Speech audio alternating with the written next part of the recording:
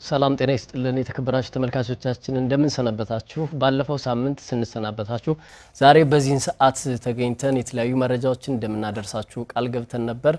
ዛሬም የሰሞነኛ መሰናዷችንን ወደ እናንተ ልናደርስ ዘመኑ ታደለና ተስፋውን ታምር ስቱዲዮ ተገኝተናል። ሌሎች የካሜራ እንዲሁም የስርጭት ባለሙያዎቻችንም አብረውን አሉ። እናንተም ታዲያ ከኛ ጋር ሆናችሁ ከመረጃዎቻችን ጋር አብራችሁ እንድትቆዩ በአክብሮት እንጋብዛችኋለን።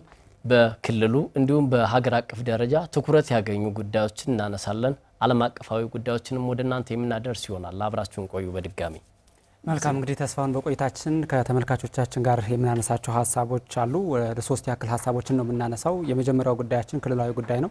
እንግዲህ በዚህ ሳምንት ትኩረት ከሳቡ ክልላዊ ጉዳዮች መካከል አንደኛው የመስኖ ስንዴ መጀመር ነው።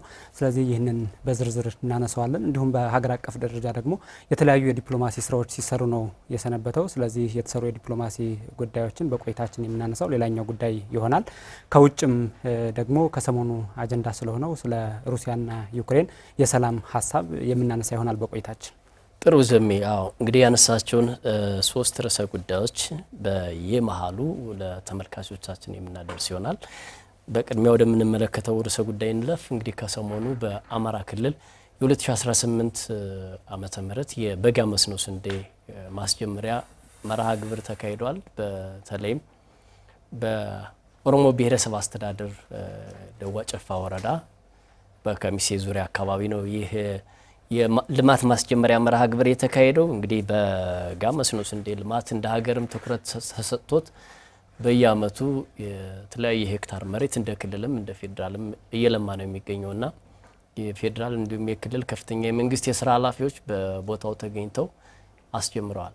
እንግዲህ በደዋ ጨፋ ወረዳ ኦሮሞ ብሔረሰብ ላይ በተጀመረው ይፋዊ ማስጀመሪያ መርሃ ግብር ነው የነበረው። በዚህ ላይ ሚኒስትሮች ተገኝተዋል። የግብርና ሚኒስትሩን አቶ አዲሱ አረጋን ጨምሮ የውሃ ሚኒስትሩ፣ የመስኖ ሚኒስትሩ ተገኝተዋል። ከአማራ ክልልም በምክትል ርዕሰ መስተዳደር ማዕረግ የገጠር ክላስተር አስተባባሪው ዶክተር ደሳሉና ሌሎች ከፍተኛ የስራ ኃላፊዎች የተገኙበት ነው የነበረው። በዚህ ላይ እንግዲህ የበጋ መስኖ ባለፉት ዓመታት በተለይ ከመኸር ምርት ስብሰባ ማግስት በቀጥታ ወደ ተለያዩ የመስኖ ስራዎች እንደሚገባ ይታወቃል። ባለፉት ዓመታት ደግሞ ከመኸር ምርት ስብሰባ ማግስት በቀጥታ የበጋ መስኖ ስንዴን በልዩ ዘመቻ የማልማት ስትራቴጂ ኢትዮጵያ እየተገበረች ነው ያለችው። እንግዲህ በዚህ ዝግጅት ላይ በደዋ ጨፋ ላይ ሌሎችም አካባቢ ዞኖች አካባቢ በነገራችን ላይ ይፋዊ የማስጀመሪያ መርሃ ግብሮች እየተካሄዱ ነው ከሰሞኑ የሰነበቱትና ደዋ ጨፋ ላይ በነበረው ዝግጅት ላይ የግብርና ሚኒስትሩ አቶ አዲሱ አረጋም ተገኝተው ነበርና እሳቸውም ኢትዮጵያ ሰፊ በመስኖ የሚለማ አቅም ያላት ስለመሆኑ ሲያነሱ ነበር። እንግዲህ ሚኒስትሩ እንዳሉት በተለይም ደግሞ በዘንድሮ ዓመት እንዳጠቃላይ በበጋ መስኖ ስንዴ ልማት ከ4.2 ሚሊዮን ሄክታር በላይ መሬት እንደሚለማ ነው የገለጹትና ከዚህም ወደ 175 ሚሊዮን ኩንታል ምርት ለመሰብሰብ ታቅዶ እየተሰራ እንደሆነ ነው የሚገኘው። በተለይም በአማራ ክልል ያለው የመስኖ ልማት እንቅስቃሴ አበረታች መሆኑንና የግብርና ሚኒስቴርም አስፈላጊውን ድጋፍ እንዲያደርግ ነው ሲገልጹ የነበሩት። እንግዲህ የአማራ ክልልን በመስኖ የመልማት ከፍተኛ ፖቴንሻል ወይም አቅም ስንመለከተው በተለይ የተለያዩ መረጃዎች እንደሚጠቁሙት በክልሉ ወደ 2.2 ሚሊዮን ሄክታር መሬት በመስኖ የመልማት አቅም እንዳለው ነው የሚያመላክቱት። በክልሉ እንግዲህ ወደ 5.2 ሚሊዮን ሄክታር መሬት ይታረሳል ወይም ደግሞ በመታረስ ይለማል። ከዚያ ውስጥ ደግሞ 2.2 ሚሊዮን ሄክታር የሚሆነው በመስኖ መልማት እንደሚችል ፖቴንሻል ወይም አቅም እንዳለው የሚያመላክቱ ናቸው። ነገር ግን እስካሁን ባለው ሂደት ይህን ሁሉ አቅም መጠቀም እንዳልተቻለና በመስኖ ማልማት እንዳልተቻለ ወደ 250 ሺህ አካባቢ ሄክታሩ ብቻ እስካሁን እየለማ እንደሚገኝ ነው መረጃዎች የሚጠቁሙትና ለዚህ ትኩረት ተሰጥቶት እንደ ሀገርም አንድ ኢኒሼቲቭ ቁልፍ ጉዳይ ተደርጎ የበጋ መስኖ ስንዴ በንቅናቄ እየተካሄደ ነው የሚገኘው። እንደ ሀገርም በክልልም በተለያዩ አካባቢዎች የንቅናቄ መድረኮችን የማካሄድ የግንዛቤ ፈጠራ ስራዎች፣ የግብዓት አቅርቦት ፍላጎትና ወደፊት እንዴት ማድረስ ይቻላል የሚሉ ጉዳዮች ከዚህ በፊትም በተለያዩ መድረኮች ሲካሄዱ ቆይተዋል። አዎ የአማራ ክልልን ስንመለከት እንግዲህ በዚህ ዓመት ማደግ አለበት መሻሻል አለበት በሚል የቅድ ክለሳም ተደርጎ ወደ 350 ሺህ ሄክታር የሚሆነው በስንዴ ይዘራል በሚል እሳቤ እየተሰራ ነው ያለው። ከዚህ ውስጥም በተለያዩ የመስኖ ጸጋ ባለባቸው አካባቢዎች የመለየት እነሱን በኩታ ገጠም የማደራጀት ስራዎች ሲሰሩ ነው የቆዩት። ወደ 284 ሺህ የሚሆነው ከ350 ሺህ ውስጥም በኩታ ገጠም እንዲዘራ ታስቦ ነው እየተሰራ ያለው። በኩታ ገጠም ሲሰራ ከግብዓት አቅርቦት ጋር የተያያዙ ከውሃ አጠቃቀም ጋር የተያያዙ በኋላም ደግሞ በድህረ ምርት ስብሰባው ላይም ደግሞ ጠቀሜታ ስላለው በኩታ ገጠም ስንዴንም ጭምር የማልማት ስራው እየተሰራ ነው ያለውና እንግዲህ ባለፈው ዓመት 208 ሺህ ሄክታር አካባቢ ነው በስንዴ የለማው። ይህ አማራ ክልል አለው ተብሎ ከሚታሰበው ቀደም ሲል አንተም ካነሳው ከ2.2 ሚሊዮን ሄክታር በላይ በመስኖ የመልማት ጸጋ አንጻር ስንመለከተው በጣም ዝቅተኛ ተብሎ የሚነሳ ነው። አሁንም ዘንድሮ እንግዲህ አለማዋለሁ ብሎ ካሰበው በመስኖ ስንዴ ወደ 13.6 ሚሊዮን ኩንታል ምርት አገኛለሁ ተብሎ ነው የሚታሰበው። ነገር ግን የመልማት ጸጋውን በሙሉ መጠቀም ቢችል ከፍተኛ ምርት ማስመዝገብ አሁን በዚህኛው ዓመት በኢትዮጵያ ይለማል ተብሎ የታሰበው ከ4 ሚሊዮን በላይ ሄክታር ውስጥ ግማሽ ያክሉን አማራ ክልል ሙሉ በሙሉ የመሸፈን እድል አለው ማለት ነውና ይህንን ጸጋ መጠቀም እንደሚያስፈልግ ይነሳል። እንግዲህ ቀደም ሲል ያነሳው የግብዓት ከማዳበሪያ ጀምሮ ዘርም የውሃ ፓምፖችን ጭምር አብሮ ከግብርና ምክር ሀሳቦች የግብርና ኤክስቴንሽን ስራው የክትትል የድጋፍ ስራውም ጭምር አብሮ መካሄድ እንዳለበት ይነሳል። አዎ በተለይ ከዚህ በፊት በተለይ በዚህ በመስኖ ልማት ከመስኖ ልማት አንጻር ስንመለከተው የሚገኘው ምርትም የዚያን ያክል ነው እንግዲህ ዘሜ እንደምታውቀውና በዘንድሮ ዓመት ግን በሄክታር እስከ 40 ኩንታል ምርት ለማግኘት ታስቦ ነው እየተሰራ የሚገኘውና ከጊዜ ወደ ጊዜ ያሉ ለውጦች አሉ። በተለይ እነዚህ ምርጥ ዘርና ማዳበሪያ የተሻሻሉ ዝርያዎችን በመጠቀም በኩል ከመስኖ ልማት የሚገኘው ምርት እየተሻሻለ መምጣቱን እናያለን። ከ30 እስከ 40 ኩንታል በአማካኝ ምርት የሚያገኙ አካባቢዎች አሉ በሄክታርና አሁን በዘፈቀዳዊ አሰራር እንዲሁ ባህላዊ ከሞፈርና ቀንበር ጥገኝነት ያልተላቀቀው ይህ የእርሻ ስራ አሁን ላይ በዘመናዊ መንገድ የተጀመሩ ስራዎች አሉ። የተሻሻሉ እነዚህ ዝርያዎችን ከማቅረብ ባለፈ በቴክኖሎጂ ማስደገፍ እነዚህ ዘመናዊ የእርሻ ትራክተሮችን ማቅረብ የውሃ መሳቢያ ፓምፖችና ሞተሮችን ለአርሶ አደሮች ለማቅረብ የሚደረገው ጥረት ከቅርብ ጊዜ ወዲህ መሻሻሎች እያሳየ መምጣቱን ከጊዜ ወደ ጊዜ እናስታውሳለን እና ገና ቀሪ ከባድ ስራዎች የሚጠይቁ እንዳለ የሚያመላክት ነው። ጅምሩ ግን ተበረታታቶ መቀጠል እንዳለበት የሚያመላክት ነው። ምክንያቱም ክልሉ እንደ አጠቃላይ በሀገር አቀፍ ደረጃም በግብርናው ዘርፍ ለሀገራዊ ኢኮኖሚ ምርት የሚያበረክተው አስተዋጽኦ ከፍተኛ ነው። ወደ 35 በመቶ አካባቢ ድርሻ አለው የአማራ ክልል ከግብርና ምርት እንደ አጠቃላይ ከሀገሪቱ ኢኮኖሚ አንጻርና እዚህ ላይ ትኩረት ሰጥቶ መስራት እንደሚያስፈልግ አመላካች ነው። ከስንዴም አንጻር ለምንድነው ትኩረት ተሰጥቶ እንዲመረት የተፈለገው የሚለውን ማንሳት እዚህ ላይ ተገቢ ነው። ተስፋሁን እንግዲህ እንደ ሀገር ካሁን በፊት በየአመቱ በብዙ እስከ 1 ቢሊዮን ዶላር አካባቢ ወጪ ይደረግበት ነበረው ከውጭ ስንዴ ለማስገባትና አሁን ያንን የሚቀንስ ስትራቴጂ ነው እየተነደፈ ያለው። በየአመቱ እስከ 17 ሚሊዮን ኩንታል አካባቢ ሀገሪቱ ከውጭ ታስገባ ነበርና ይህንን ስንዴ መተካት አስፈላጊ ሆኖ ተገኝቷል። ከዚህ ጋር የሚያያዘው አብሮ የምግብ ሉዓላዊነትም ጭምር ነው። እንደዚሁም ከኢንዱስትሪ እድገት ጋርም ተያይዞ ጥሬ እቃዎችን ማምረት አንዱ ኢንዱስትሪዎች ከሚጠቀሟቸው ጥሬ ሰብሎች መካከል አንደኛው ስንዴ ነው። ከምግብ ማቀነባበር ጋር የተያያዙ ፋብሪካዎች በተለያዩ የሀገሪቱ አካባቢዎች አማራ ክልልም በስፋት እየተተከሉ ነው እና እነዚህ ፋብሪካዎች የሚጠቀሙት ግብዓት አንደኛው ስንዴ ነው። ስለዚህ ስንዴን በስፋት ማምረቱ አስፈላጊ ሆኗል ማለት ነው ከኢኮኖሚ ጠቀሜታውም አንጻር። ከዚህም ባሻገር በዛ ሂደት ውስጥ የሚፈጠሩ የስራ እድሎችም ይኖራሉ። እዚህ ላይ ግን በደንብ ሊታሰብ የሚገባው አሁን በአማራ ክልል 200 ሺህ አካባቢ የሚሆኑ አርሶ አደሮች በበጋ መስኖ ስንዴ ውስጥ ተሳታፊ ናቸው። ግን አንደኛው ይሄ ቁጥሩ ማደግ መቻል አለበት። መሬቶችን መለየት፣ የውሃ ጸጋዎችን፣ የውሃ ሀብቱን መለየት አንደኛው ተገቢ ነው። ነገር ግን እንደዚህ ከተመረተ በኋላ አርሶ አደሩ ለሚቀጥሉትም ብዙ ዓመታት ልምድ አድርጎት እንዲቀጥል የበለጠ ተጠቃሚነቱን ማሳደግ ደግሞ ያስፈልጋል። አሁን ከዚህ በኋላ ከተመረቱ በኋላ የሚኖሩ የገበያ ትስስሮችንም ጭምር መሀል አካባቢ ያሉ የደላሎችንም ጭምር በማስወገድ ቀጥታ ለምሳሌ አቅራቢውን አርሶ አደር ከኢንዱስትሪም ከሆነ ወደ ኢንዱስትሪ አቅራቢዎች ጋር ቀጥታ የማገናኘት ስራዎች በስፋት ይጠበቃል። አሁን በየአመቱ ያለው ቁጥር በተገቢው መንገድ እንዲያድግ ከተፈለገ የአርሶ አደሩ ተጠቃሚነት መጉላት መቻል አለበትና ይህንን ለማንሳት ነው። እውነት ነው ዘሜ ትክክል። ዋናው አሁን የበጋ መስኖ ስንዴም ቀደም ሲል አንተ እንዳልከው በአግሮ ፕሮሰሲንግ ዘርፍ የተሰማሩ ኢንዱስትሪዎች ለግብዓትነት የሚጠቀሙት እንደ ስንዴ ነው፣ ፓስታ፣ መኮረኒና ሌሎችም የመሳሰሉ ኢንዱስትሪዎችን ፍላጎት በማሟላት በኩል ስንዴ ትልቅና አይተኬ ሚና እንዳለው ይታወቃል። ከዚያ ውጭ ግን አሁን ላይ ባለው በምግብ ራስን ለመቻል በሚደረገው ጥረት ይህ ፖቴንሻል ይህ አቅም ወደ ልማት ገብቶ ይህን ከእጅ ወደ አፍ የሆነውን የማህበረሰቡን ኑሮ መደጎምና ለዜጎች ደግሞ የስራ እድል መፍጠር ላይ ትኩረት አድርጎ መሰራት እንዳለበት የሚያመላክቱ ሁኔታዎች አሉ። እስኪ አሁን መለስ ስንበልና እንግዲህ በበጋ መስኖ ስንዴ ማስጀመሪያ መርሃ ግብሩ ላይ የተገኙ የመንግስት የስራ ኃላፊዎች እንዲሁም ደግሞ አርሶ አደሮች የበጋ መስኖ ስንዴን በተመለከተ ምንድነው የሰጡት ሀሳብ፣ አስተያየታቸው፣ መልእክታቸው ምን ነበር የሚለውን ተከታትለን ስንመለስ እንገናኛለን። አብራችሁን ቆዩ።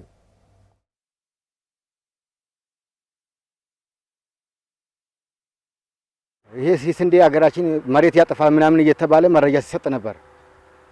ዘርተንም በቃ እንተዋዋለን፣ ግን በሌላ ቀበሌና በሌላ ወረዳ እያየን በጣም ተሰማን። አሁን ህብረተሰቡ ተኝቶ ነበር። በአመት አንድ ጊዜ ይበላል፣ ግፋ ካለ ሁለተኛ ነው። ያውም አዝመራ የሆንም ዝናብ አጠራለ።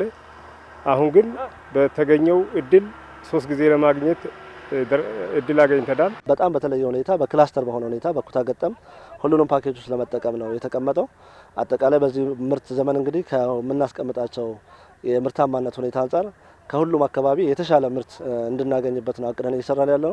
ምርታማነቱ ባለበት ሁኔታ በጣም ጥሩ ነው። ከዚህ በፊት የነበረው ጅምሩ ይህንን በዚህ አመት ማክሲማይዝ ለማድረግ ጥረት እየተደረገ ነው። ከዚህ በፊት የነበረው አመታትን ስንመለከት ከ250 ሺህ ሄክታር በላይ በበጋ ስንዴ አምርተን አናቅም። በዚህ አመት ግን ልዩ ትኩረት ሰጠን ሁሉንም የመስኖ ማልሚያ ስልቶች ተጠቅመን አርሶ አደራችንንም አንቀሳቅሰን ወደ 350 ሺህ ማድረስ አለብን ብለን ክልላዊ ግብ አስቀምጠን እየተንቀሳቀስን ነው። በሁሉም የክልላችን ዞኖች የመስኖ ፖቴንሻል ባለባቸው አካባቢዎች በከፍተኛ ደረጃ ዘር እየተካሄደ ነው በአሁኑ ሰዓት የሚገኘው። ከዚህ በፊት ስንዴ በክረምት ደጋማና ወይና ደጋማ አካባቢዎች ቦታ ላይ ብቻ በመመረት ነው የሚታወቀው። ያውም ከ2 ሚሊዮን ሄክታር ያነሰ ነው በየአመቱ ሲታረስ የነበረው ማለት ነው። የበጋ ስንዴ ከተጀመረ በኋላ በየአመቱ የምናርሰው የስንዴ መጠን የክረምትና የበጋው ተደምሮ ወደ 7.2 ሚሊዮን ሄክታር ደርሷል። በአመትም የምናገኘው ምርት ወደ 350 ሚሊዮን ኩንታል ገደማ ይገመታል። ይሄ በሀገራችን የምግብ ዋስትናን ለማረጋገጥ ትልቅ ሚና አለው ማለት ነው። ስንዴ የምግብ ዋስትናን ለማረጋገጥ ወሳኝ ሰብል እንደሆነ ይታወቃል። ተመልካቾቻችን ተመልሰናል። እየተከታተላችሁት የምትገኙት አርብ ከሰዓት በኋላ ወደ እናንተ የሚደርሰው ሰሞነኛ መሰናዷችን ነው። ዘመኑ ታደለና ተስፋውን ታምር መረጃዎቹን ወደ እናንተ እያጋራችሁ እንገኛለን። ቀደም ሲል በ2018 ዓ.ም በአማራ ክልል የበጋ መስኖ ስንዴ ልማትን ለማስጀመር በኦሮሞ ብሔረሰብ አስተዳደር የመንግስት የስራ ኃላፊዎች እንዲሁም አርሶ አደሮች በቦታው ተገኝተው ያስተላለፉትን መልእክትና ሀሳብ ተከታትለናል። አሁንም አብራችሁን ቆዩ።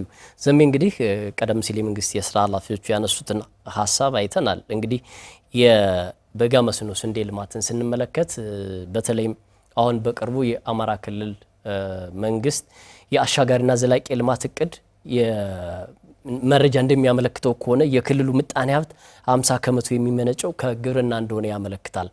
እንግዲህ ከዚህ ውስጥ ደግሞ እነዚህ አሁን የምናነሳውን የበጋ መስኖ ስንዴን ጨምሮ ሌሎችም የሰብል ልማት ስራዎች ከፍተኛ ትኩረት ተሰጥቷቸው መሰራት እንዳለባቸው የሚያመላክት እንደሆነ ነው የምንረዳው እና ክልሉ እንግዲህ እምቅ የሆነ ሀብት አለው፣ ምቹ የአየር ንብረት አለው። ሁሉንም የአየር ንብረት በሚባል ደረጃ የሚያሟላ ነው የአማራ ክልል ከቆላ እስከ ደጋ፣ ወይና ደጋ፣ ውርጭ እንዲሁም በረሃማ አካባቢዎችን በሙሉ ያካትታልና ምቹ የሆነ የአየር ንብረት አለው። ተዝቆ የማያልቅ ሀብት አለ። ተዝቆ የማያልቅ ሀብት አለ። ሀብት ስንል የውሃ ሀብታችንን ማንሳት እንችላለን። ግን ይህንን አስተባብሮ አቀናጅቶ ደግሞ ወደ ስራ አምጥቶ መስራት ላይና የክልሉን ወደፊት በማሻገር የዜጋውን የማህበረሰቡንም የኑሮ ደረጃ ማሻሻል ላይ ከፍተኛ ስራ የሚጠይቅ ሁኔታ እንዳለ የሚያመላክት ነው። እንግዲህ ከመስኖ ልማት አኳያ ስናይ በአማራ ክልል በጣም ትርፍ አምራች የሆኑ አካባቢዎች አሉ። በተለይ ሰሜን ሸዋ ዞን ወደ አረርቲ አካባቢ ስትሄድ፣ በምስራቅ ጎጃም አካባቢ፣ በባሶ ሊበን፣ በደብረ ኤልያስ አካባቢ ስንዴ በከፍተኛ ደረጃ የሚመረትባቸው ናቸው። ከዚያ ውጭ ወደ ሰሜን ሸዋ ዞን አካባቢ ይሄ ወደ ቆቦ ጊራና ሸለቆ የሚባለው አካባቢ በስፋት ወደ ሸዋሮቢትን አካሎ በኦሮሞ ብሔረሰብ አስተዳደርን አድርጎ በከፍተኛ ደረጃ በመስኖ የመልማት ፖቴንሻል እንዳለው መረጃዎች ይጠቁማሉ። ግን ሀብቱ እያለ ውሃው እያለ እስካሁንም ማልማት ላይ ከፍተኛ ስራ የሚጠይቅ ነው። ከውሃ አንጻርም ስናየው የጮቄን የምስራቅ ጎጃም ስናን አካባቢ የውሃ ጋን ተብሎ ነው የሚጠራ። እንግዲህ ከዚያ የሚፈሱ በርካታ ምንጮች ናቸው ያሉት። ወደ ደቡብ ጎንደር አካባቢ በምንሄድበት ሰዓት ደግሞ የጉና ተራራ አለ። ከዛ የሚፈሱም እንዲሁ ምንጮች አሉ። ማዕከላዊ ጎንደር አካባቢ ስንሄድ ትልልቅ ወንዞች ያሉበት ለኢንቨስትመንትም አገልግሎት ሊሰጡ የሚችሉ በጣም ትልልቅ በርካታ ወንዞች ያሉበት አካባቢ ነውና ይህን እምቅ ሀብት መጠቀም ላይ ከፍተኛ ትኩረት ይጠይቃል። አዎ በ25 ዓመት አሻጋሪ እቅዱ ላይ ከተመላከቱ ጉዳዮች መካከል አንዱ ተስፍሽ ይሄ ነው። እንግዲህ የትኛው አካባቢ ላይ የትኛው የተሻለ ጸጋ አለ ነው። አሁን ቀደም ሲል ስናነሳ የነበረው በስንዴ ምርትን ከኢንዱስትሪው ጋር ማስተሳሰር ከገበያው ጋር ማስተሳሰር ስንል የትኛው አካባቢ የተሻለ የማምረት እድል አለው የሚለውን መለየት አንዱ ስራ ነው። አሁን ከውሃ ጸጋዎችም ጋር አሁን የውሃ ጸጋዎች ሙሉ በሙሉ ወደ ዘመናዊ የመስኖ ፕሮጀክቶች አልገቡም፣ ገና ናቸው። ዘመናዊ ትልልቅ የመስኖ ፕሮጀክቶችን አማራ ክልል ይፈልጋል። ብዙ ትልልቅ ወንዞች አሉ፣ ብዙ መስኖ ማልማት የሚችሉ ወንዞች አሉ። እነዚያን ወንዞች በዘመናዊ ግድብ የማገዝ ስራዎች ወደፊት ይጠበቃሉ። አሁንም ግን የሰው ኃይልን ባህላዊ የውሃ ጠለፋ ስራዎችንም ጭምር ተጠቅሞ የመስኖ ስራዎችን መስራት ያስፈልጋል። እንግዲህ እንደ ሀገር የተያዘው ስትራቴጂ በምግብ ራስን የመቻል ስትራቴጂ ነው። ለዚህ ደግሞ የመስኖ ስንዴን መስራት ዋነኛ ትኩረት ተደርጎበታል። እንግዲህ የመጀመሪያው ጉዳያችን በዚህ ብናጠናቅቅ ጥሩ ነው። መልካም ካለን ሰዓት አኳያም ወደ ቀጣዩ ወደ ሁለተኛው ርዕሰ ጉዳያችን እንለፍ። እንግዲህ ሁለተኛው ርዕሰ ጉዳያችን የኢትዮጵያን ዲፕሎማሲ እንመለከታለን። በተለይ በሳምንቱ በርካታ የዲፕሎማሲ ስራዎች የተሰሩበት እንደሆነ ሲገለጽ ነበር። የቡድን 20 አባል ሀገራትም ጉባኤዎችን አካሂደዋል። ጠቅላይ ሚኒስትር ዶክተር አብይ አህመድም ከጉባኤው ጎን ለጎን ከተለያዩ ሀገራት መሪዎች ጋር ተገናኝተው የተለያዩ የሁለትዮሽ ግንኙነቶችንና ውይይቶችን አድርገዋል። ሚዛን የደፋውና ግን ትልቁ ጉዳይ ምንድነው? ከሲንጋፖሩ ጠቅላይ ሚኒስትር ላውረንስ ወንግ ጋር ተገናኝተው የተለያዩ ስምምነቶችንም አድርገዋል። እንግዲህ ከዚህ በፊት የኢትዮጵያ መንግስት ከፍተኛ የስራ ኃላፊዎች ወደ ሲንጋፖር ሄደው ልምድና ተሞክሮችንም ቀስመው መጥተው ነበር። አሁን ደግሞ የሲንጋፖር ጠቅላይ ሚኒስትር ወደ ኢትዮጵያ መጥተው አዲስ አበባ ሲደርሱ ደማቅ አቀባበል ተደርጎላቸዋል። በዚህ አጋጣሚም ምስጋናቸውን ገልጸዋል ጠቅላይ ሚኒስትሩና ስለ ኢትዮጵያም ታሪክ ሲናገሩ ነበር። እንግዲህ ኢትዮጵያ ረጅም ዓመት ታሪክ ያላት ሀገር እንደሆነች የተለያዩ ብዝሃ ብሔር ብሔረሰቦች ያሉባት ሀገር እንደሆነች ሲገልጹ ነበር ጠቅላይ ሚኒስትሩ። ስለዚህ ዲፕሎማሲ እናንሳ። አዎ ከሰሞኑ እንግዲህ ከሲንጋፖሩ ጠቅላይ ሚኒስትር ላውረንስ ወንግም አስቀድሞ እንደዚሁ የማሌዥያ ጠቅላይ ሚኒስትርም ጉብኝት ላይ ነበሩ ኢትዮጵያ ውስጥ።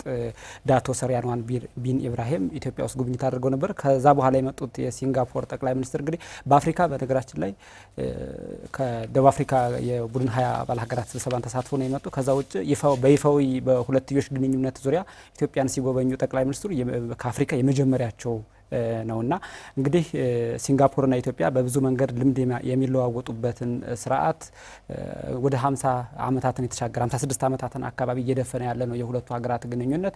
ባሳለፍነው ዓመትም አንተም እንደጠቀሰው ጠቅላይ ሚኒስትር ዶክተር አብይ አህመድና ቡድናቸው በሲንጋፖር ጉብኝት አድርገው ነበር። ከዛ ጉብኝት ወቅት ላይ አንዱ የነበረው የሲንጋፖሩ ጠቅላይ ሚኒስትር ኢትዮጵያን እንዲጎበኙ ነበረ። በዛ መሰረት ቃላቸውን አክብረው እንግዲህ ወደ አዲስ አበባ መጥተዋል።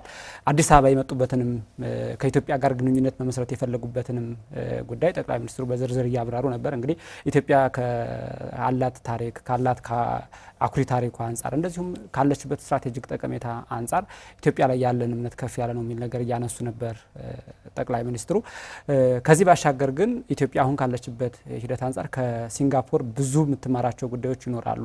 ጠቅላይ ሚኒስትር ዶክተር አብይ አህመድም በሁለትዮሽ ግንኙነቱ ላይ ከሲንጋፖር የምንማራቸው ብዙ ጉዳዮች አሉ እያሉ ነበር። አንደኛው ሲያነሱት የነበረው ከከተማ ልማት ጋር በተያያዘ የሲንጋፖር ተሞክሮ በልዩ ሁኔታ የሚነሳ ነው ብለዋል ጠቅላይ ሚኒስትሩ። ስለዚህ ኢትዮጵያ ከተሞችን ከሲንጋፖር በመጣ ልምድ ማልማት እንደምትፈልግ ሲያነሱ ነበር። ከተሞቻቸውን የቱሪዝም ማዕከል አድርገዋል፣ የፈጠራ ማዕከል አድርገዋል፣ አረንጓዴ ከተሞችን ፈጥረዋል እና ይህንን ልምድ ከሲንጋፖር ማምጣት እንፈልጋለን የሚል ነገር ጠቅላይ ሚኒስትሩ በሁለትዮሽ ውይይታቸው ላይ ሲያነሱ ነበር።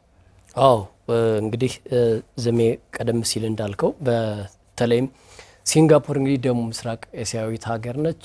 በጣም ትንሽ የምትባል በደሴት የተከበበች ሀገር ነች እና በብዙ ነገር በማህበራዊ ኢኮኖሚያዊና ፖለቲካዊ ዘርፎች ተሞክሮ የሚቀሰምባት ሀገር ነች። በጤና፣ በትምህርት፣ በግብርና፣ በማዕድን ግብርና አብዛኛውን ግብርና እንኳን ባይሆን አብዛኛው የሲንጋፖር ምንድነው የገቢ ምንጯ ከተባለ በአገልግሎት ዘርፍ ነው እና የቱሪዝም መዳረሻ ወይም ዲስቲኔሽን ተመራጭ በዓለማችን ላይ የቱሪስት መዳረሻ ከሆኑ ሀገራት መካከል ነው እንግዲህ በግንባር ቀደምትነት የምትጠቀስና በርካታ ተሞክሮችን እና የልምድና ተሞክሮችን ሊቀሰምባት የሚችል እንደሆነ ነው ሲነሳ የነበረው። በንግድና የኢንቨስትመንት በተለይም በሎጂስቲክስ እና በትራንስፖርት እንዲሁም በአቪዬሽን እና በሌሎችም ዘርፎች ከዚህ ሲንጋፖር የሚቀሰሙ ልምድና ተሞክሮች እንዳሉ ጠቅላይ ሚኒስትሩም የሲንጋፖርን ባለሀብቶች ወደ ኢትዮጵያ መጥተው መዋለ ንዋያቸውን እንዲያፈሱና በእነዚህ ዘርፎች እንዲሰማሩ ሲጋብዟቸው ነበርና እንዲያውም ሲንጋፖር በአፍሪካ ሶስተኛውን በምስራቅ አፍሪካ ደግሞ የመጀመሪያ የሆነውን ኤምባሲዋንም ከፍታለች በዚሁ አጋጣሚና ለኢትዮጵያም ደግሞ ልዩ እንትን እንዳላት ገልጻለች። ኢትዮጵያ ስትራቴጂካዊ ተመራጭ ሀገር እንደሆነችና ሌሎች የአፍሪካ ሀገሮች ውስጥ ያሉ እድሎችንም ለማየትና ለመጠቀም ያመቸኛል ያስችለኛል በሚል ትብብሩን አጠናክራ ማስቀጠል እንደምታስፈልግና የኤምባሲው መከፈትም ለዚህ ትልቅ አስተዋጽኦ ይኖረዋል በሚል ነው ሲናገሩ የነበሩት የሲንጋፖሩ ጠቅላይ ሚኒስትር። ስለዚህ ከሲንጋፖር የሚቀሰሙ በርካታ ነገሮች ናቸው። እንግዲህ ሲንጋፖር በተለይ ትልልቅ የሀገራት መሪዎች በጤናው ዘርፍ ወደዚያ የጤና እክል ሲገጥማቸው እንኳን ሕክምና የሚያደርጉት ብዙ ጊዜ ወደ ሲንጋፖር እንደሆነ ይነገራል። ከዚያ ውጭ ግን በቱሪዝም ዘርፍ፣ በከተማ ልማት ዘርፍ እጅግ ተመራጭና ልምድና ተሞክሮ ያላት ሀገር ነች ሲንጋፖር። ኢትዮጵያ እንግዲህ እስካሁን ድረስ ብዙ አልሄደችበትም ተብሎ የሚታሰበው የተቋም ግንባታ ሂደት ነው። ከዚህ አንጻር ሲንጋፖርን ስንመለከት ተስፋሁን በተቋም ግንባታ ሂደት ውስጥ በጣም ስኬታማ ከሆኑ ጥቂት የዓለም ሀገራት መካከል አንዷ ናት። ከሰሞኑም ጠቅላይ ሚኒስትሩ በኢትዮጵያ በነበራቸው ጉብኝት ውስጥ ቆይታ ውስጥ ከተስማሟቸው ስምምነቶች መካከል አንደኛው ይህን ልምድ የክህሎትና የተቋም ግንባታ ልምድን የማካፈል የመግባቢያ ስምምነት ተፈራርመዋል ሁለቱ ሀገራት። ከዚህም ባሻገር ሙስናን በመከላከል አሁን ዓለም ላይ በጣም ከሙስና እየጸዱ ተብሎ ከሚነሱ በጣም ጥቂት ሀገራት መካከል የመጀመሪያው አንዷ ሲንጋፖር ነች እና እንዲህ ያሉ ልምዶች አሉት። ከቴክኖሎጂ ሽግግር ጋርም በተያያዘ ፖሊሲዎችን ዘላቂ ፖሊሲዎችን ሀገርን ሊያለሙ የሚችሉ ዘላቂ ፖሊሲዎችን በመተግበርም ጠንካራ ሀገር ናትና እንግዲህ ይህንን በተመለከተ ሁለቱ ጠቅላይ ሚኒስትሮች ባደረጉት ቆይታ ላይ ማብራሪያ ሰጠው ነበርና እሱን ለተመልካቾቻችን ጋብዘን ተመልሰን እንገናኛለን። አብራችሁን ሆኖ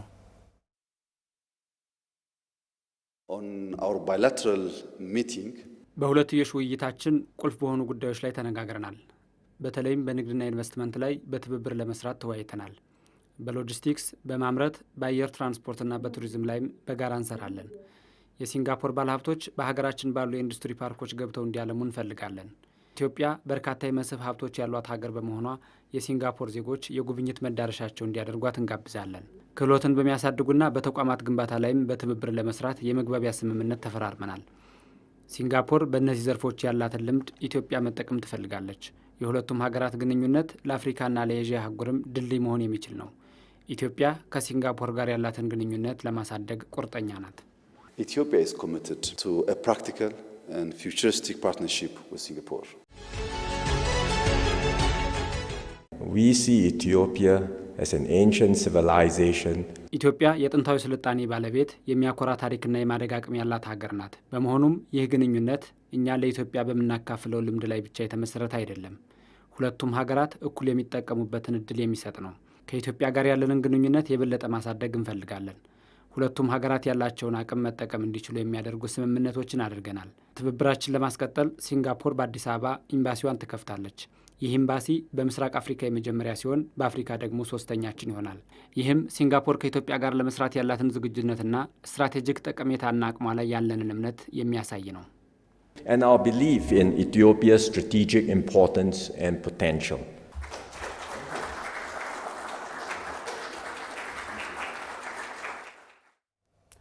ተመልሰናል። ከአማራ ሚዲያ ኮርፖሬሽን የሰሞነኛ ዝግጅታችን እየተከታተላችሁ ነው። አሁንም ቆይታችን እንደቀጠለ ነው። እንግዲህ የሁለቱ ሀገራት ጠቅላይ ሚኒስትሮች የሰጡትን ሀሳብ ነው ተከታተል የተመለስ ነው።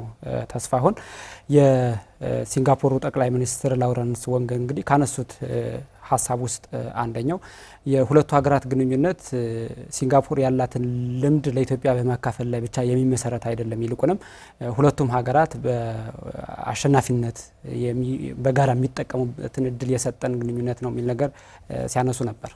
አዎ እንግዲህ ሲንጋፖር እንደው ለምንስ ተመራጭ ሆነች፣ በምን መንገዶች ተመራጭ ነች ልምድና ተሞክሮ ለመቅሰም የሚሉ ጉዳዮችን ብናነሳ ዘሜ የመጀመሪያውና ቀዳሚው ሰላምና ደህንነቷ የተረጋገጠች አገር ነች። ይህች ሀገር እንግዲህ ሰላምን የሚያውክ የሚረብሽ ሌባ እንኳን የሌለባት ሀገር እንደሆነ ነው አሃዛዊ መረጃዎች የሚያመላክቱትና ለዚህም ደግሞ በቱሪዝም መዳረሻ ግንባር ቀደም ጽዱና ውብ ከተሞች ስላሏት በዚያም ለቱሪዝም ተመራጭ በመሆኗ አንደኛው ይሄ ያደርጋታልና ከዛ ውጭ ደግሞ በቴክኖሎጂና በተፈጥሮ መካከል ያለው ውህደት ነው። እንግዲህ ሲንጋፖር በተፈጥሮ ያው የደሴት ሀገር ነች። ተፈጥሮ ለግሷታል። ተፈጥሮ የለገሳትን ደግሞ በዘመናዊ ቴክኖሎጂ በማስዋብ ባህላቸው አለ፣ ታሪካቸው አለ። ባህልና ታሪካቸውን አዋህደው በመስራታቸው ተመራጭ ናቸው። የነዚህ ህንጻዎችና ሆቴሎቻቸውም የነሱን ባህልና ማንነት የሚያንጸባርቅ በመሆኑ በዚህም ተመራጭ እንደሆነች ይነሳልና ከዛ ውጭ ደግሞ በዓለም በአቪዬሽኑ ተመራጭ ሆነ የአየር ማረፊያ ያላት ሀገር ነች ሲንጋፖር።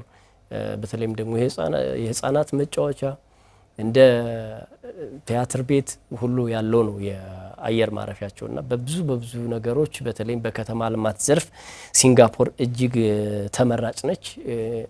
በከተማም ዘርፍ ደግሞ በልማት በጽዳቷ እጅግ ተመራጭ ሀገር ነች። በሲንጋፖር ጎዳናዎች ላይ እንዲያው ጣል ብሎ እግር ጥሎ የሆነ ማስቲካ እንኳን ተጠቅመ መጣል በህግ ከፍተኛ ሆነ በህግ ያስቀጣል፣ ወደ ዘብጥያም ያስወርዳልና ህግና ፖሊሲያቸውም ጠንካራ ነውና ህግና ፖሊሲዎችን ተግባራዊ በማድረግ እንደዚህ አይነት ሀገር ለመገንባት በቅቷል። ወደ G20 እንመልከት፣ የቡድን 20 አባል ሀገራትን ስብሰባ። አዎ እንግዲህ የዲፕሎማሲ ስራዎች ቀጥለው የቡድን 20 አባል ሀገራት ስብሰባ ደግሞ አሁንም ከዚህ ከሰሞኑ በደቡብ አፍሪካ አስተናጋጅነት ተካሂዷል። እንግዲህ ይህ የቡድን 20 አባል ሀገራት በአህጉሩ ሲደረግ ለመጀመሪያ ጊዜ ነው። ተስፋውን በቡድን 20 አባል ሀገራት ስብሰባ ላይ በደቡብ አፍሪካ ፕሬዚዳንት ናቸው የቡድን 20 አባል ሀገራት አስተናጋጅ ሀገር መሪ የነበሩት። ስለዚህ በእሳቸው ጋባዥነት ጠቅላይ ሚኒስትር ዶክተር አብይ አህመድም በጉባኤው ላይ ተሳትፏል። በጉባኤው ላይም ንግግሮችን አድርገዋል። እንደዚሁም ከተለያዩ ሀገራት መሪዎችም ጋር ተወያይተዋል። በውይይታቸውም የተለያዩ ሀሳቦችን ሲያነሱ ነበረ። በተለይ በቡድን 20 አባል ሀገራት ላይ ጠቅላይ ሚኒስትሩ በነበራቸው ቆይታ ከኢኮኖሚ ጋር የተያያዙ በተለይ እነዚህ የቡድን 20 አባል ሀገራት ጠንካራውን የዓለም ኢኮኖሚ የሚመሩ ሀገራት ናቸው። በጣም ብዙ የሚባለውን የዓለም ኢኮኖሚ የሚመሩ ሀገሮች ናቸው። ከአፍሪካ ጋር ያላቸው ግንኙነትም በጣም ጠንካራ ተብሎ የሚወሰድ ነው። ስለዚህ የአፍሪካን ጉዳይም እንደዚሁ ለማንሳት የተጠቀሙበት መድረክ ነው የነበረው። በተለይ እነዚህ ሀያላን ሀገራት በአፍሪካ ምድር ካላቸው የፋይናንስ ፍሰት ጋር ተያይዞ በተለይ የዕዳ ቅነሳን ሲያነሱ ነበር ጠቅላይ ሚኒስትሩ በቡድን 20 አባል ሀገራት ላይ የነዚህ ሀያላን ሀገራት ኢኮኖሚያቸውን በኢንቨስትመንት በተለይ አፍሪካ ላይ ባለ የትምህርት፣ የጤና፣ የመሰረተ ልማት ላይ እዳውን ወደዛ የማዞር ስራ መስራት አለባቸው የሚሉ ሀሳቦችን እንዳጠቃላይ የአፍሪካውያን ሀሳብ ነው። ይህንን ሲያራምዱ ነበር። ከዛም ባሻገር ግን ቀደም ብዬ እንዳነሳሁት ከተለያዩ በጣም በርካታ የዓለም ሀገራት ጋር ውይይቶችን አካሂደዋል። አዎ እንግዲህ እነዚህ የቡድን 20 አባል ሀገራት የዓለምን ዋና ኢኮኖሚ የሚዘውሩ ሀገሮች ናቸው። በጣም በኢኮኖሚ የበለጸጉ ሀገራት ናቸው። በተለይም 85 በመቶ የሚሆነውን የዓለም አጠቃላይ የሀገር ውስጥ ምርት ወይም ደግሞ ጂዲፒ ይሸፍናሉ። ሁለት ሶስተኛ የሚሆነው ወይም 66 በመቶ ደግሞ ህዝብ የሚኖርባቸው ሀገራት ናቸውና ትልቅ ኢኮኖሚ እንደ ቻይና እንደ ጃፓን ያሉ ትልልቅ ኢኮኖሚ የገነቡ ሀገራት ናቸው እነዚህ የቡድን 20 አባል ሀገራት። ስለዚህ በዚህ ላይ የተለያዩ ልምድና ተሞክሮችን እንደተገኙ ነው የጠቅላይ ሚኒስትር ፕሬስ ሴክሬታሪያት ጽህፈት ቤት ኃላፊ ቢለኔ ስዩም የጠቅላይ ሚኒስትሩን ቆይታ አስመልክቶ መግለጫ ሰጥተዋል። አሁን እሱን ተከታትለን እንመለሳለን። ክቡር ጠቅላይ ሚኒስትር አብይ አህመድ ከሉካቸው ጋር በደቡብ አፍሪካ ጆሃንስበርግ ለቡድን 20 ወይም G20 የሚባለው ስብሰባ 2 ቀናት አሳልፈው ነበር እዛ እና በጣም አመርቂ የሚባል በጣም ውጤታማ የሚባል ስብሰባዎችን አካሂደዋል። ከተለያዩ ሀገር መሪና የተለያዩ ዓለም አቀፍ ተቋማት ኃላፊዎችም ጋር የተገናኙበት በጣም ቢዚ የነበረ ቀናቶች ነበሩ ማለት ነው። እንግዲህ የቡድን 20 ወይም የG20 መድረኩ የሀያላን ኢኮኖሚ ሀገራትን የሚሰበስብ መድረክ ነው ማለት ነው። እንግዲህ እነዚህ በየአመቱ የሚገናኙበት መድረክ ነውና በአጠቃላይ የዓለም አቀፍ GDP 85% ሪፕሬዘንት የሚያደርጉ ሀገራት ናቸው። በየአመቱ ሲገናኙ እንግዲህ የዓለም አቀፍ የኢኮኖሚ ሁኔታዎችን ያያሉ፣ ይዳስሳሉ። ማስተካከያዎች መደረግ ያለባቸው ነገሮች ላይ ማስተካከያዎች ይደረጋሉና በዚህኛው አመት ለመጀመሪያ ጊዜ እንግዲህ ሀገሩ ላይ የመጣ ስብሰባ ነው። በደቡብ አፍሪካ አስተናጋጅነት እንግዲህ ኢትዮጵያም ተጋብዛ መጥታለች። ሁሉንም እንግዲህ ሀገራትና መሪዎች ጋር ካደረኳቸው ቆይታና ከዓለም አቀፍ ተቋማቶቹ ጋር ኮመን የሆኑ ነገሮች ምንድናቸው ብለን ስናይ አንደኛው የኢትዮጵያ በማልታይላተራል ወይም በባለ ብዙ ወገን መድረኮች ላይ ከፍ እያለ የመጣውን ቁመናዋን እሱንም የመመዘንና የተለያዩ መድረኮች ላይ የበለጠ አብሮ ለመስራት የተነጋገሩባቸው ነገሮች አሉ ማለት ነው። ሁለተኛው የምናየው ደግሞ ከኢኮኖሚ መረጋጋት ጋር በተለይ ባለፉት አመታት ከወሰድናቸው ከማሻሻያዎች ከሪፎርሞቹ ጋር ተያይዞ ምን አመርቂ ውጤቶች እንዳመጡ ለሀገሩ ኢንቨስትመንቶችን ምቹ ለማድረግና ከነዚህ ሀገራት ጋርና ተቋማት ጋር የበለጠ የተሳሰረ ግንኙነት ለመፍጠር በተለይ ከሀገሮቹ ጋር ደግሞ ከንግድ ልውውጥ ጋር የተለያዩ ኢንቨስትመንቶችን ከመሳብ ጋር የወሰድናቸውን እርምጃዎችና የበለጠ በእነሱ ምን መጠናከር እንዳለባቸው የዳሰሱበትም ቆይታ ነበረ።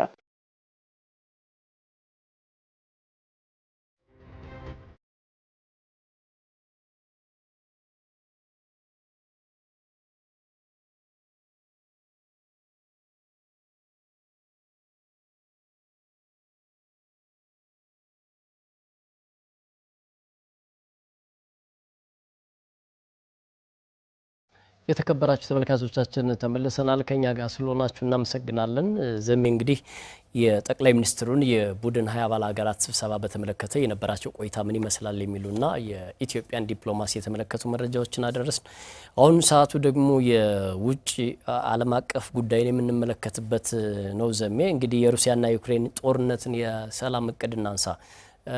ፕሬዚዳንት ዶናልድ ትራምፕ የሐማስና የእስራኤል ጦርነት እንዲያበቃ የሰላም እቅድ አቅርበው እሱን ለጸጥታው ምክር ቤት ድጋፍ አግኝተዋል። ከዚያ በኋላ ደግሞ እንግዲህ የሩሲያና የዩክሬን ጦርነትንም በተመለከተ ሌላ ባለ 28 ነጥብ የሰላም እቅድ ቀርቦ በጄኔቫ ውይይት ሲደረግበት ነበርና እንግዲህ ከሰሞኑ ዩክሬንን የሰላም እቅድ ለጊዜው እንደተቀበለችው የሚያሳዩ መረጃዎች እየወጡ ይገኛሉ።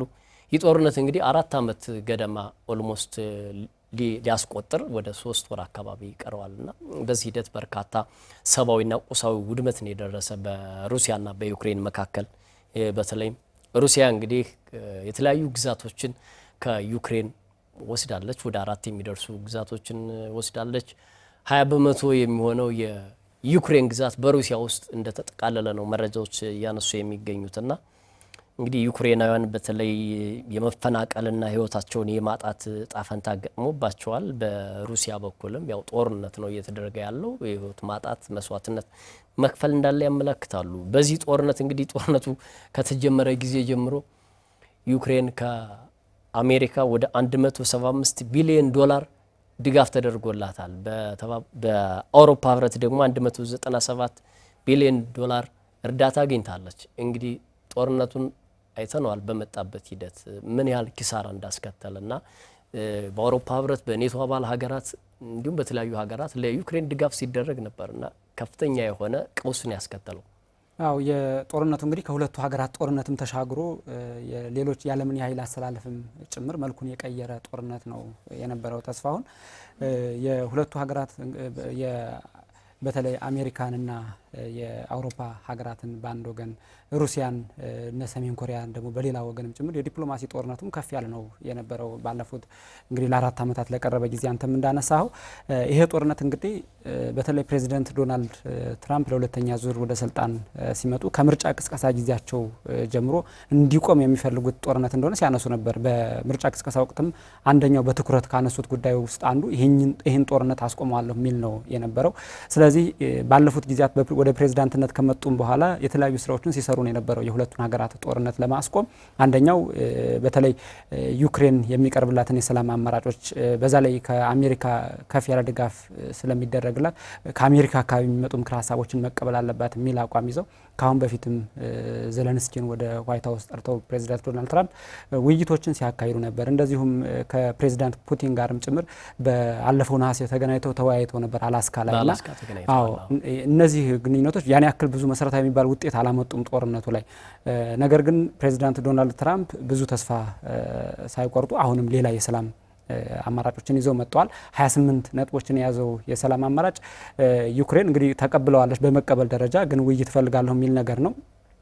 ሩሲያ ግን ጥልቅ ውይይት ማድረግ ያስፈልጋል የሚል አቋም ይዛለች። አሁንም ያለቀለት አይደለም፣ ገና ስምምነት ላይ አልተደረሰም። ይህ ብቻ ሳይሆን አሁንም የስምምነት ሂደቱ የአሜሪካና ዩኤንም በጋራ ገብቶ እያደረገ ያለው ስምምነቱ ገና ቅቡልነት አላገኘም፣ ሂደት ላይ ነው ያለው።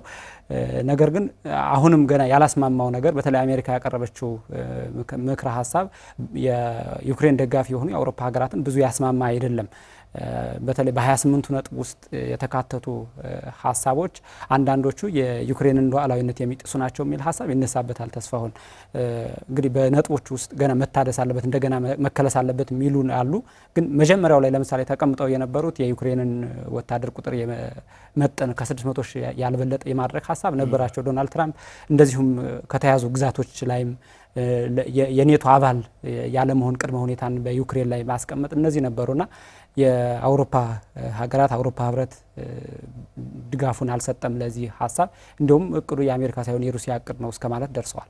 አዎ እንግዲህ በተለይም ደግሞ ፕሬዚዳንት ትራምፕና አቻቸው ፑቲን በአላስካ ተገናኝተው ከተነጋገሩ በኋላ ያን ያክል ውጤት አላመጣም በሚል ነው ማዕቀቦችንም ስታደርግ ነበር። ከዚያ በኋላ አሜሪካ ሩሲያ በግዳጅ ወደ ሰላም ስምምነቱ ትገባለች በሚል እንዲያውም ከዚህ በፊት በሁለት ግዙፍ ነዳጅ አምራች ኩባንያዎች ላይ ማዕቀቦችን ጥላ ነበር። በመጣንባቸው በእነዚህ 4 ዓመታት ደግሞ በሩሲያ ላይ ያልተጣለ ማዕቀብ የለም። በአሜሪካ በኩል ግን ጦርነቱ በነ ቭላዲሚር ፑቲን በኩል የሰላም ስምምነቱን ለመቀበል አዝማሚያዎች እንዳሉ በተለያየ ጊዜ ለሰላም ቅድሚያ እንደሚሰጡ ሲናገሩ ነበር።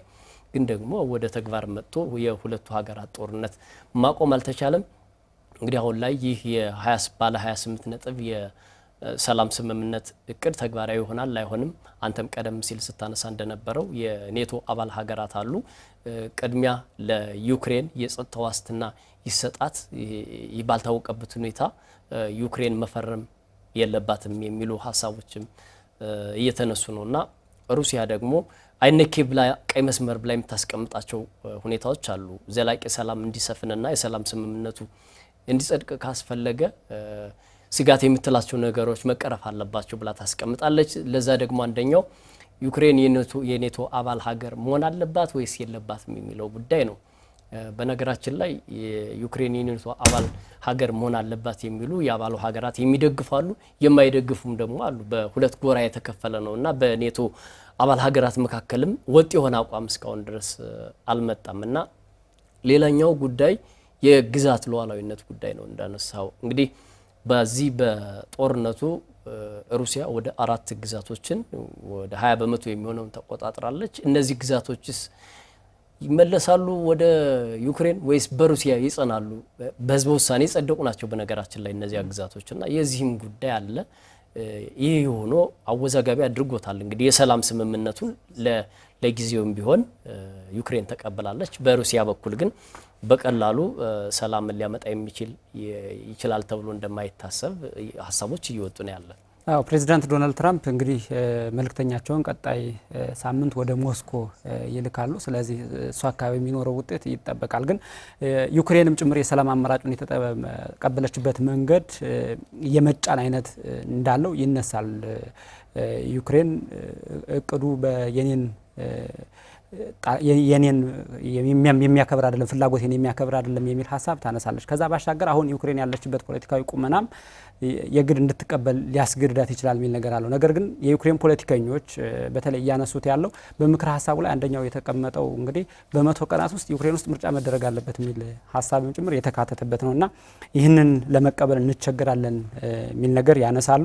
እንዳልከው ከኔቶ ጋር ያለው ስምምነት በተለይ ደግሞ በኔቶ ወደ ኔቶ በሚቀላቀሉ ሀገራት መካከል እንግዲህ አንድ ሀገር ከተቃወመ ያቺ ሀገር ኔቶን ያለመቀላቀል እድል አላት። እንግዲህ አሜሪካም አሁን ምክር ሀሳቡን ይዛ ስትቀርብ ዩክሬን ኔቶን አትቀላቀል የሚል ይዛ ቀርባለች። ስለዚህ ትቃወማለች የሚለው የሚታወቅ ይሆናል ማለት ነው። እንግዲህ ይህ ጦርነት በጣም ብዙ ቀውሶችን አስከትሏል። ሰብአዊ ቀውሶችን አስከትሏል፣ ቁሳዊ ቀውሶችን አስከትሏል። ከዛ ባሻገር ግን ዓለም ላይ በዓለም ኢኮኖሚ ላይ በጠቅላላው ቀጥተኛ ተጽዕኖ ነው የነበረው። በተለይ ከነዳጅ ከስንዴ ምርት ከማዳበሪያ ጋር የተያያዘ ቀጥተኛ ተጽዕኖ ነው የነበረውና ይሄ ጉዳይ ምናልባት በዶናልድ ትራምፕ እቅድ ሄዶ የሚፈታ ከሆነ ዓለም በብዙ መንገድ እፎይታ ሊያገኝበት የሚችል እድል አለ። ትልቅ ነገር ነው። አዎ በተለይ ጦርነቱ ቀደም ሲል እንዳልከው ዓለም አቀፉን ማህበረሰብም ትኩረት ይሳበ ነበር። በተለያዩ ጊዜያት ወታደራዊ ትጥቅ ለዩክሬንም ሲደረግላት ነበር በተለያዩ የአውሮፓ ሀገራት። ግን ያን ያክል የሚባል ለውጥ ሳያመጣ ቀርቶ እዚህ ላይ አሁን ባለ 28 ነጥብ የሰላም እቅድ ፕሬዚዳንት ዶናልድ ትራምፕ አቅርበዋል። ተግባራዊ ይደረጋል ወይስ አይደረግም የሚለውን ደግሞ በቀጣይ የምናይ ይሆናል። የተከበራችሁ ተመልካቾቻችን ለዛሬ ወደ እናንተ ያደረስነው ሰሞነኛ መሰናዶ የተከታተላችሁትን ይመስላል። ዘመኑ ታደለና ተስፋውን ታምር ከካሜራ ባለሙያዎች እንዲሁም ከስርጭት ባለሙያዎቻችን ጋር ወደ እናንተ አደረስን። መልካም ሳምንት ይሁንላችሁ። ሰላም ሁኑ።